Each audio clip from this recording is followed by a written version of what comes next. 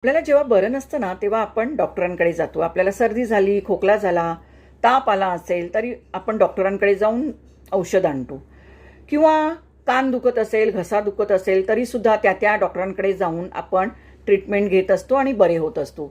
तर त्याच पद्धतीने मनाचा सुद्धा डॉक्टर असतो. म्हणजे एखादा मनुष्य जेव्हा डिप्रेशनमध्ये जातो, खूप स्ट्रेस आलेला असतो, तर त्यामधून त्याला बाहेर काढण्यासाठी मनाच्या डॉक्टरची गरज असते, ज्याला आपण सायकियाट्रिस्ट म्हणून ओळखतो.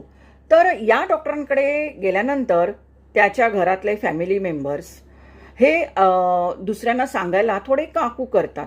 तर का बरं असं होत असावं? तर याचं कारण म्हणजे समाजातल्या लोकांचा त्या व्यक्तीकडे बघण्याचा दृष्टिकोन हा थोडासा बदलतो. तर तसं होऊ न देता जसे इतर अवयवांचे डॉक्टर्स जे आपले असतात, त्याच पद्धतीने हा मनाचा डॉक्टर सुद्धा असतो. तर याचं भान समाजातल्या लोकांनी सुद्धा ठेवलं